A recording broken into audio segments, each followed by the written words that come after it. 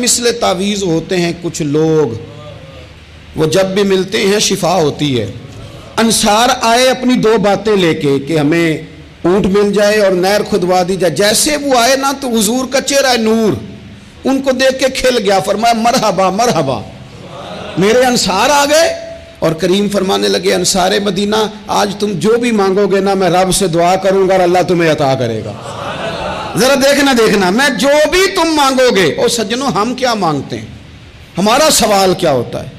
کبھی موقع ملے تو ہم کیا مانگیں گے؟ زیادہ سے زیادہ دنیا جائیداد، دولتیں، شہرتیں، نام، حکومتیں۔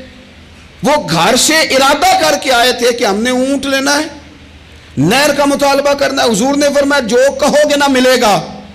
وہ کان میں مشورہ کرنے لگ گئے، تو کانوں میں مشورے کر کے پتہ ایک دوسرے سے کیا کہنے لگے ہم تو آئے تھے اونٹ کے لیے اور ہم تو آئے تھے نہر کے لیے۔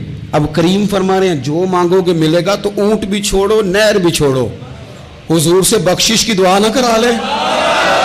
نبی پاک سے یہ نہ عرض کریں کہ سونے ہماری بخشش فرما دو۔ چھوڑو اونٹ کو بھی، چھوڑو نہر کو بھی، یہ تو سستا سودا ہے۔ کریم سے وہ کیا کہا میرے اعلیٰ حضرت نے؟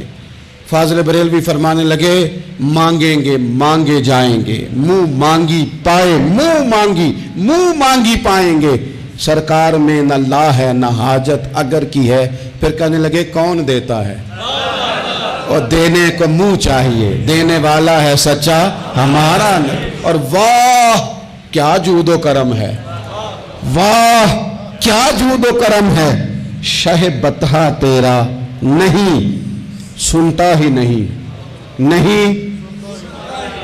یہ جس طرح میں پڑھ رہا ہوں اس طرح بھی تو شعر سنے نا، نہیں سنتا ہی نہیں۔ کون؟ مانگنے والا تیرا، مانگنے والا تیرا۔ اور میں تو مالک ہی کہوں گا کیونکہ ہو مالک کے حبیب، یعنی محبوب و محب میں نہیں میرا تیرا۔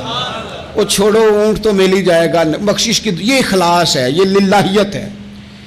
فوراً عرض کرنے لگے حضور آپ ہماری بخشش کی دعا کر دیں۔ تو نبی پاک نے ہاتھ اٹھائے، کہا یا اللہ ان کی مغفرت فرما دے، یا اللہ انہیں بخش دے، یا اللہ ان پہ رحمت فرما دے، اللہ ان پر کرم نوازی کر۔ تو عزیز دوستو، آپ جب مخلص ہو جاتے ہیں، جب آپ کے اندر للہیت آ جاتی، جب خلوص نصیب ہو جاتا ہے، پھر زندگی میں آپ محسوس کرتے ہیں کہ بہت ساری کرم نوازیاں قریب ہونے لگی۔